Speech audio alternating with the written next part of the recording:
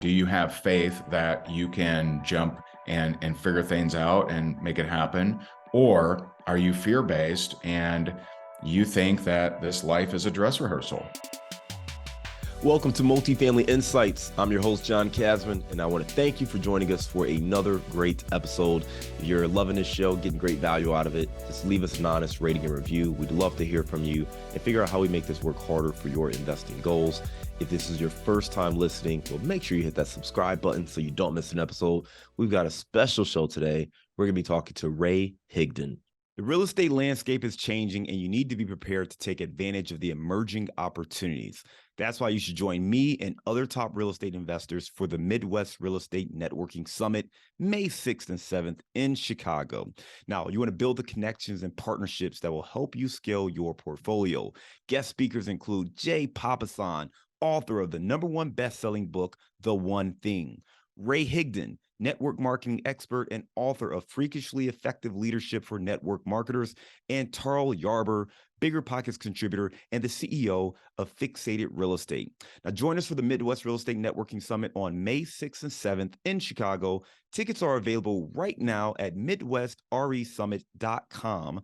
Use promo code PODCAST to save on your ticket today. Again, go to MidwestRESummit.com and use promo code PODCAST to save on your ticket.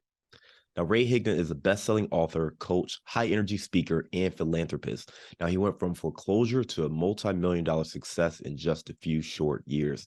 Now, his latest best-selling book is Time, Money, Freedom, that he co-authored with his wife, Jessica. And him and his wife, Jessica, have created life.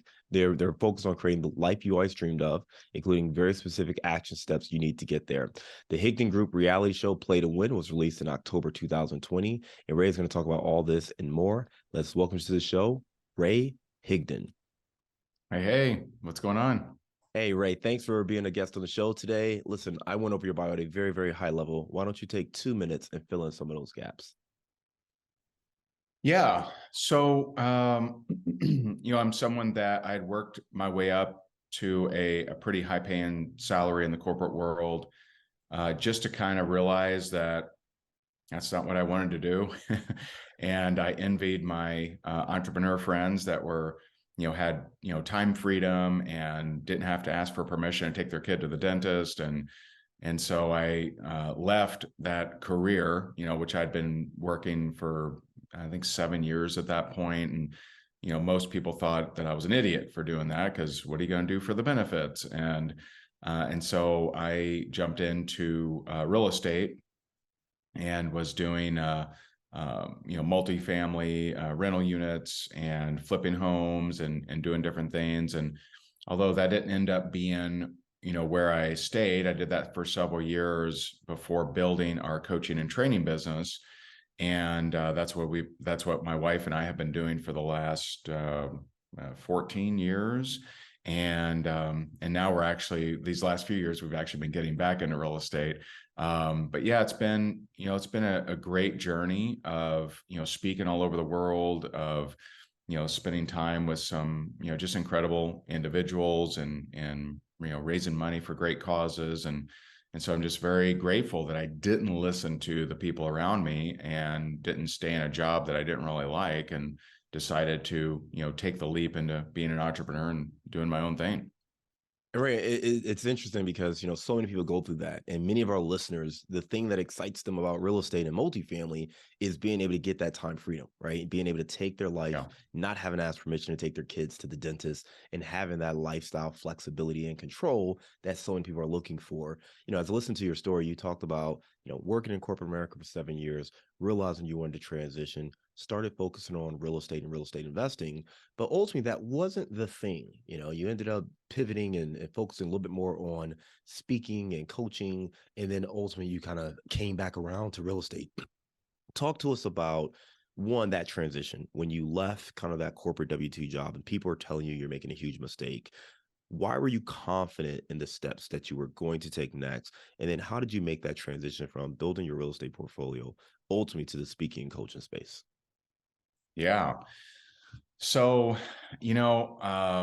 looking back, I just think that, God lines up certain situations for you.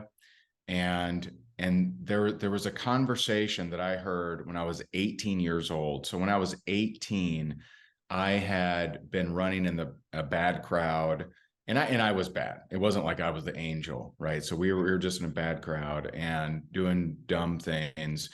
And to get out of that crowd, I just threw myself into jobs, and so I was a dishwasher. I had two other jobs, but one of them was I was working at Winn-Dixie, right? So not a great job or anything, but I'm hungry, and the manager there, it was this guy named Chad, and I think he was 32 at the time, maybe I was 18, and he's a nice guy, and so I asked him, I said, hey, how long have you been here? He goes, oh, I've been here 12 years. And I said, oh, you must love it then. You got to be happy with it. He goes, oh, I hate it. And I was so confused, 18-year-old. I'm like, why would someone stay in something you hate? And he says, but at this point, I can't leave anywhere and make the same kind of money. So I'm just going to stick it out here.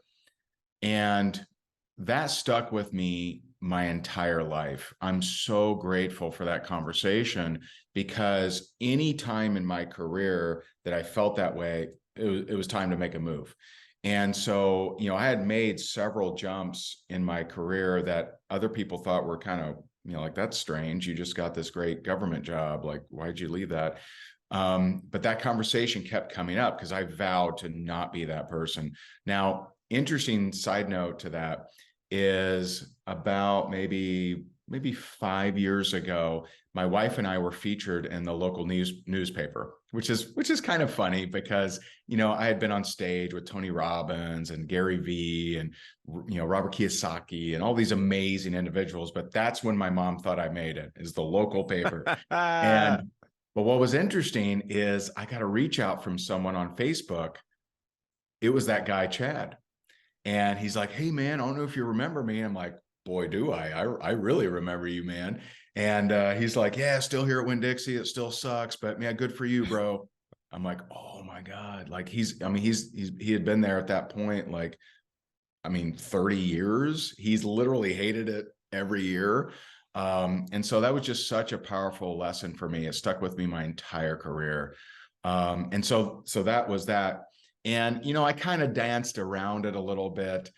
When I got into real estate and started buying rental properties, and, here in Southwest Florida, I live in Naples. At the time I was living in Fort Myers, Florida.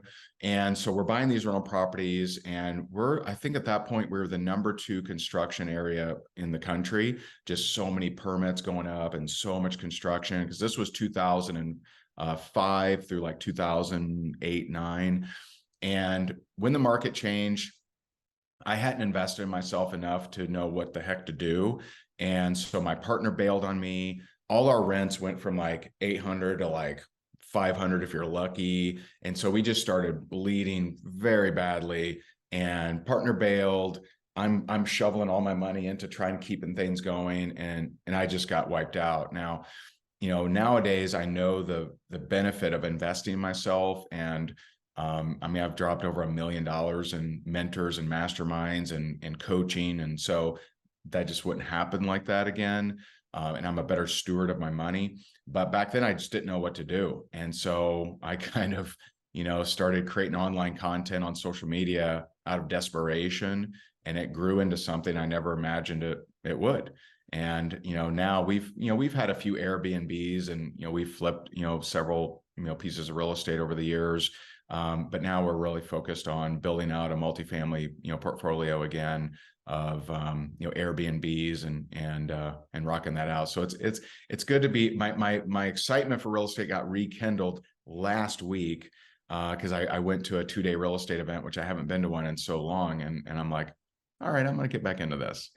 I love it, man. Listen, I think there's so many gems there, man. And as you were talking, you kind of, had a very similar situation as a young person working in corporate America and looking around and talking to people. And this is, in, nice offices, right? We're in headquarters of companies, and you have a similar conversation. Hey, how long you been here? What are your plans? And it's very similar. It's like, hey, I've been here for 10 years and don't like it. But you know what? At this point, based on my salary, this is kind of what I got to do. It's the golden handcuffs, Yep. right? So it's that frustration that's there. And I was early enough in my career to have a similar mindset that you had to say, you know what? If I'm not feeling this, let's move on and do something different. And that was one of the things Yep. that kind of pushed me into real estate as well. And I think for many of our listeners, part of what we're talking about here is being able to take control of your future and not just settle for what is easy and what's convenient. And you've got to push Amen. yourself. And I know you've helped so many people with that. What are some of the challenges that people face, kind of overcoming those mental hurdles to say, hey, I've got a good job. I'm making good money now. There could be a recession looming. There could be a downturn looming. I don't want to walk away now. How do you talk to people so that they can, take more power and control over their life? Yeah, it's something that, it reminds me, there's a proverb that says, the hand of the diligent shall rule, while the lazy shall be put under forced labor. And forced labor sounds a little harsh, but it's someone working for a job that they don't like, that they can't leave. And so this is something that I remember reading a book by Felix Dennis called, it's kind of a cheesy title, but it's called How to Get Rich. And Felix, I mean, at one point he was worth $900 million. He's a magazine mogul. He created Maxim magazine and all kinds of other magazines. And he said the toughest person to truly become wealthy is the corporate exec, because they have the status, they've let their lifestyle, stay afloat, keeping up with the Joneses and everything, and so their expenses and their income is very close. And he said because they just have so much to lose. And there's a couple different versions of the game cash flow out there, and it's interesting, by Robert Kiyosaki. And it's interesting because the better job you have, the harder it is for you to break out of the rat race, right? And same kind of concept. And so it's really, are you living in a place of fear, or are you living in a place of faith? Do you have faith that you can jump and figure things out and make it happen? Or are you fear-based and you think that this life is a dress rehearsal, right? And I just, I don't know, reincarnation. I don't know that world, right? And so I'm going to assume that this is the only life I get to live, and that I should make the very best of it. And if I'm living in a place where I'm not happy and I don't make a change, it means that I am living a fear-based life. And it's a concept that we actually talk about in our book, Time, Money, Freedom. It's called pluck the weeds. And pluck the weeds means that you look at every area of your life, right? You look at every area of your life and you look at what area is incongruent with who I want to be. Is it around faith, family, finance, fitness, fun? Is it around charitable giving? Is it around, am I truly living a life that's congruent, that is a great example for my children, that is an example that I'm fired up about and I'm excited about? And if not, when are you going to change it? When are you going to do something about it? And know that, neuroscience dictates that we will never want to get out of our comfort zone. Your mind and your body, your thoughts and your emotions will always keep you in the same place, and you'll never feel like going to a place that you have never been. But that's where all growth is. And so the most rewarding things I've ever done were things that I was absolutely terrified of. And so you just gotta, determine that. Am I going to, live 1,000 deaths where every day I'm punching a clock of something that I don't really like and I'm just too afraid to change it? Or am I going to live a life and have one death and really put my all into this one life that I have? I like that concept. You talked about, are you living a life based in fear or a life based in faith? And that's going to dictate your decision making. And you have to really step back and understand, what are you really looking to get out of this? A Yeah, different way of thinking about that concept is like failing forward, and you were in that situation sure. where the market changed, you made the pivot into real estate, the market changed, your partner leaves you. Here you are with really no plan. You're desperate, you're scrambling. and you start making posts on social media, they start getting some traction, and you're able to create a business out of this. And that's where you get to be, kind of innovative and creative and find solutions that otherwise you would have no reason to start thinking about. And ultimately, Right. that led to a greater life than you could ever imagine if you were to have stayed on that same path. And that's the whole thing, is that yes, there are some downsides. There are some risk. If you go out there and you leave your job and, it doesn't work out, absolutely, there could be some negative consequences for it. But if you have a faith-based life, then you are positioning yourself to say, okay, if this happens, there's going to be other solutions, other things that I can do that I can continue to grow and learn and get better and ultimately recover from. So I think that's just a really important mindset to have. And obviously it takes some time and work to develop that, but it's something that is really important. I want to come back Yeah. to that Amen. notion, Ray. I want to talk a little bit now about your first two books. So I know I first came across you as I was looking for different marketing books, and I came across your Hmm. Freakishly Effective Network Marketing for Social Media. And I remember I had the Audible version of it and listening to it. And then I think I came across you at some other event that I was attending, and I was like, "Oh, okay, the name sounds familiar." And I remembered going back to that book. But talk to me a little bit about that, because the basis of most of our listeners, right? They are looking to grow their portfolio, and they're looking to do that in one of two ways. Either A, they're looking to raise money, they're looking to find operators or people that they can invest with, or they've got a real estate business and they need to find clients, right? They're looking to find business that they can grow with. So, talk to us about network marketing. What does that actually mean? And how do you take that so you can scale and grow your business accordingly? Yeah. So, I mean, the concept of network marketing is that, you're, building out, relationships and some kind of focused, manner. Um, and I think to just make it, very simple is there's really two pillars of growing your business, and that's marketing and prospecting. And so I think the best way is to give you an example of, this, just last week I mentioned I was at, a real estate event. And so there's a few things that I did that anyone could do, like anybody. So first of all, I took, actually they happen to be here right here. So, I took, a bunch of notes, right? And that's normal. Most people do that, right? They take notes. I have, probably 5 or 6 pages of notes here. That's kind of normal.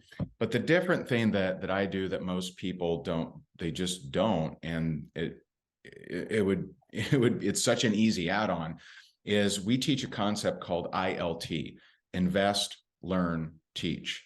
Now, invest means you're investing your time, possibly money, to attend a seminar, attend an event, buy a course, get coaching, read a book, whatever. You're investing your time and possibly money to learn something, but do you teach from that? And so, for example, I just don't read books that I don't do videos about. I just don't, right? And if the book is really terrible, then okay, maybe I won't. But I don't. I have a pretty good knack for picking, decent books, and so just ask yourself: the last book that you read, how many videos did you create from it? For most people, that'd be zero. So here's exactly what I did, how I used ILT. So it's invest, learn, teach. So I went through and I did 2 Facebook Lives, one for day one for day two, sharing all my notes. So I'm pumping value out into the marketplace to attract people to me that might be interested in these, similar kind of things that I'm learning, like how to raise private money, how to communicate to realtors if you're wanting, real estate properties. This was a faith-based real estate event. So there's a lot of faith-based stuff that I really liked. And I shared that too. So I did that day one, day two, an overview of here are my notes from the event. And I've done this for many, many years. I've never had someone say, oh, well, that's not your own content, right? They're like, thank you for the notes, how helpful, I didn't make it, and thank you for sharing what you got. And then number two, and this is something I started doing a couple of years ago, is I took every major note, and that became a separate TikTok, that became a separate reel. So I created 22 reels from my notes. So 2 Facebook Lives, 22 reels that went on YouTube Shorts, Facebook Reels, Instagram Reels, TikTok. And so my team has been dripping them out, this week and last week, and probably next week too. And so I sat there just like everyone else. I guarantee you no one else in that room did the same thing. Guarantee you, right? They took the notes, they got home, they shut it, they put it on the desk, and they never opened it again, ever, right? And so that's number one, marketing. How to be a great marketer. You don't have to be a genius, but you do have to pay attention. Like, what are you learning? What can you be teaching? What can you be sharing? What is it? Who are you trying to attract, and what would they be interested in? And then number two, prospecting. So, I paid attention to the speakers. I, tagged them on Instagram. I sent them a message. Great job. I connected with them. I scheduled appointments with them. I followed up with them. And I already have 3 amazing connections that I would be shocked, seriously shocked, if I don't make multiple millions of dollars from those 3 connections. And I'm serious about that. And so, like, it's really, how do you squeeze the most juice out of the time you're spending? You're going to go to an event anyway. Are you converting your notes content? Are you really sinking in those leads and those speakers and edifying them, and wanting to spend time with them, and trying to help them as well? And so that, I think, just prospecting is you reaching out to an individual to see if you can provide value to them, they can provide value to you, see how you can help them. And number 2, marketing, and which is made very simple with the concept of ILT. I love it, man. You just gave some very valuable insights on how to actually curate content. And you don't have to be the person who is sitting there coming up with every single raw idea from Right. scratch and building it. It doesn't have to be the insights you came up with. You can actually take stuff and use this ILT model where you are investing in your own education, attending events, listening to different things, reading books. You're going to learn it, and then you're going to teach it to other people. That is a phenomenal strategy, particularly for anybody who is looking to Yeah. use social media to help drive those engagements. And those are some of the skills that you're talking about that most people just won't do. And that is one way for you to stand out and build those relationships. When Yeah. you talked about prospecting, I think that the thing that many people have a challenge with is like, okay, well, how do I figure out who I want to talk to? They may have a person in mind, but how do you identify who are some of those people that you actively want to reach out to, or you want to find and say, hey, you know what, I want to talk to you about, working together, or at least learn a little bit more about you? So that's going to vary based on what you're doing, what your goals are. I'll give you a couple examples. So one tip, actually, and oh, by the way, when I share these notes, I'll tag the speakers. They love it. I mean, I've done this for books. Like, I remember there's a book out there called The War of Art by Stephen Pressfield. Fantastic book, little tiny book. It's amazing. Great book. He's the same author that wrote the book 300. He wrote, it's called Gates of Fire, that turned into the movie 300. And so I do like a book review. Basically, his agent reaches out to me, and I interview him. It was amazing. Like, he's a really prolific dude. He's been on Joe Rogan, and he's it's just amazing. But anyway, so it really depends on what it is that you're doing. So I'll give you some suggestions. So when I was getting started in real estate, I wanted to be around who was already doing the things I wish that I was doing, who was already successful at the things I was doing. And I looked at local people who were making things happen, and just said, hey, either can I take you out to coffee? Can I pick your brain? Can I interview you? And so it's, this is a biblical concept, is honoring, right? Is just honoring people. And, the Hebrew for honor is to treat like gold. Okay. The Hebrew for dishonor is not what you may think. It's actually to treat as common or ordinary. And so I'm always honoring people and always trying to make them feel good, and possibly bringing them gifts, or buying them coffee, or something like that, or buying their book and tagging them. And so I want to honor them, and that makes them much more likely to want to work with me, to want to figure out who's this guy, or whatever. And so that's number one. if you're just to touch on two different facets of your audience. So one, there's a speaker at this event named Joseph Aaron, and who I think he's amazing. He's awesome. Give him a shout out. And he taught how to raise money. And he said, take a list of 200 people that you know and divide it in half with the people you do not think have money and the people you think have money. All right. And he said, start on the list of the people that you don't think have money. And a lot of times that guy that wears overalls to church every week has $10 million in the bank, right? And they just don't want you to know that they have money because they don't want you to ask for it. And so he says, start with the people you do not think have money and go to them with what I would call a deflection. And it would be something along the lines of, hey, you may or may not know this, but I help people earn a return on real estate. And, I don't know that that's your sort of thing, but do you know anyone that may want to earn some money over and above their IRA off of, real estate projects that I run across? And they will either say, no, right? Okay, fine. Or they'll say, yeah, I know someone, or tell me more. And his concept is that you won't get out of the list of people that you don't think have money without raising $500,000. That's pretty cool. I'm going to test that theory. I love it, man. Number two is if you're wanting to locate properties, right? Just to hit two different, segments. Mm-hmm. If you're wanting to locate properties, there was a girl there, Ruby. I forget her last name, but there was a girl there named Ruby, and she just mic dropped such a powerful question. And that is when you're talking to a realtor about a property that's, most likely listed, right? You're talking to a realtor about a property that's listed. Ask this question: does the seller have any other properties? Not any other properties for sale, just any other properties. And by doing that, she had put together several 10 package deals, 5 package deals, things that weren't listed that she got wrapped up in a deal. And I heard several students sharing that. I just thought that was, such a powerful idea of, you're going to be talking to the realtor anyway, like, ask that question because you just don't know.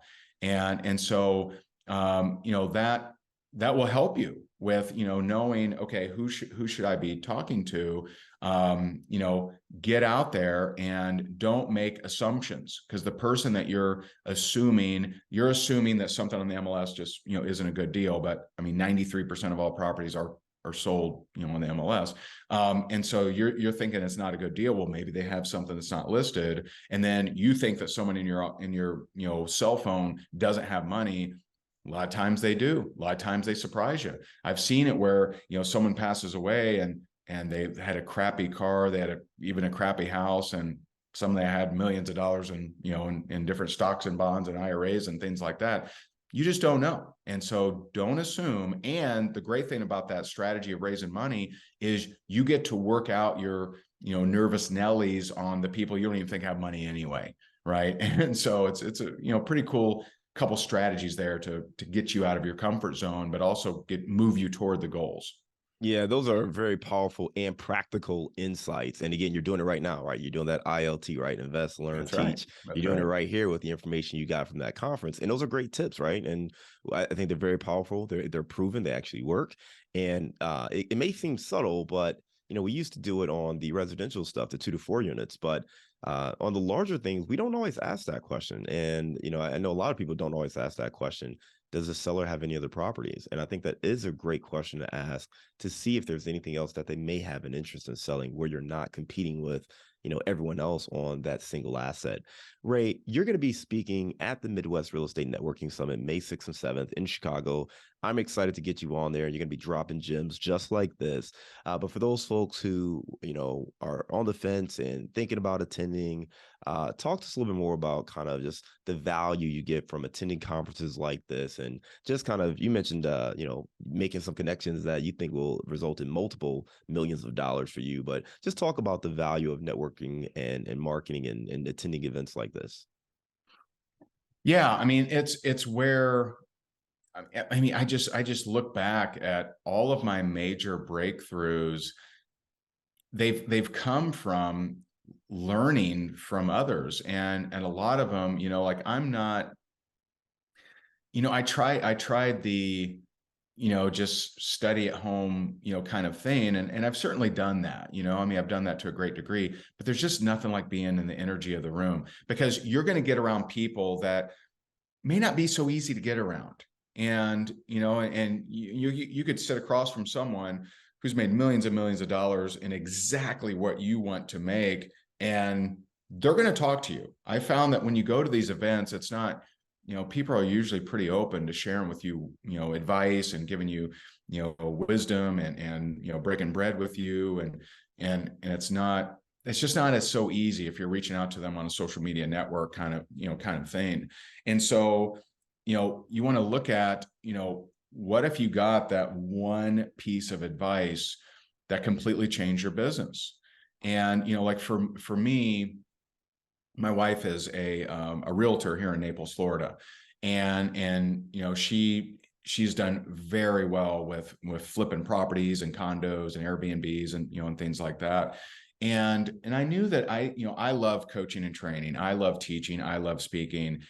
I didn't really want to get into the nitty gritty of real estate. She's already good at that, but I can raise money. And that was the number one idea I got from the event I went to. And that's going to help fuel her, just the deal, machine that she is in luxury properties. And that's going to make us so much money. So I don't know what your takeaway will be. I'm going to talk about overcoming roadblocks, overcoming mindset issues, how to achieve goals that you just think are absolutely unreasonable. And I've done that in many areas of my life. When I was broke, when I was $1 million in debt, if you told me that I would build an Inc. 5000, company and generate over $30 million online, I would have said, yeah, right.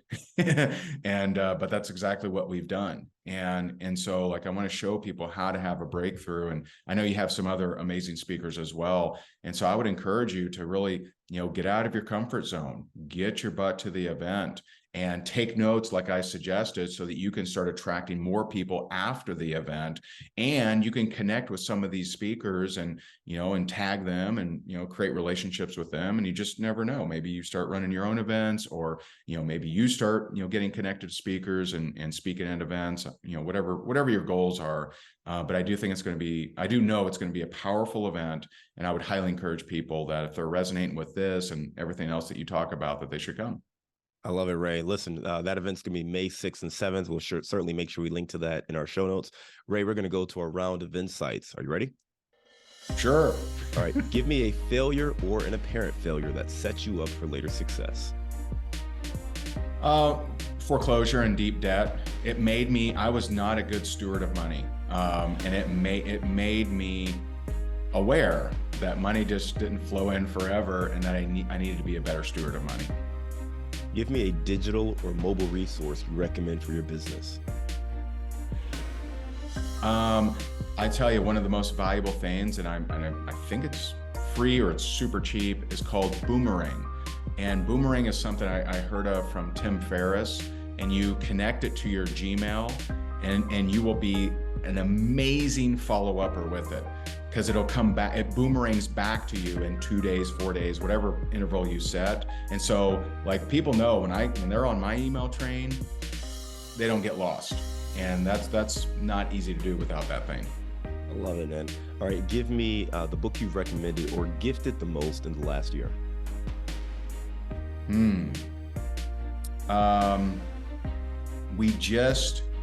We just sent this out to our coaching clients, but it's by Gary Thomas, and it's called Cherish.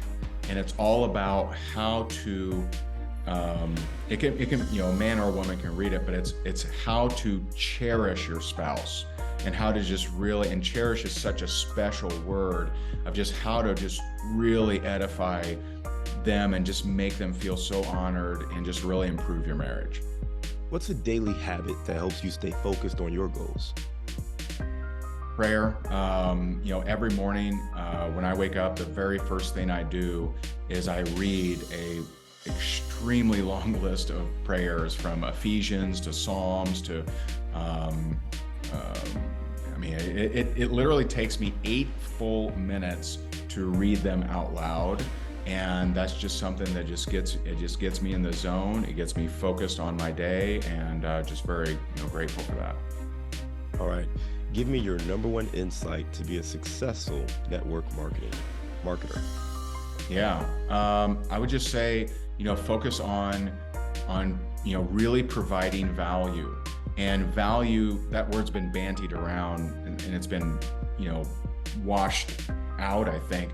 Value means, does someone gain something from you, whether they buy from you or not? Do they gain something from you? Education, wisdom, entertainment, whatever, whether they are a client or not, whether they do business with you or not, whether they hand you $1 or not. That's what value is. I love it, man. All right, let's lighten the mood. You are down there in South Florida. Lots of great places to eat. But give me your favorite place to grab a bite to eat. I mean, I was just there recently. Trulux is super nice. Naples has incredible restaurants. You got Trulux, you got Ocean Prime, you got Capitol Grill. I mean, there's just so many good ones. I'll give you the best burger, right? The best burger is at a local place called 239, and it is fantastic. It is the best burger I've ever had anywhere, and highly recommend it. It's at Mercado Mall, and they're great. All right, 239. We'll make sure we link to that in the show notes as well.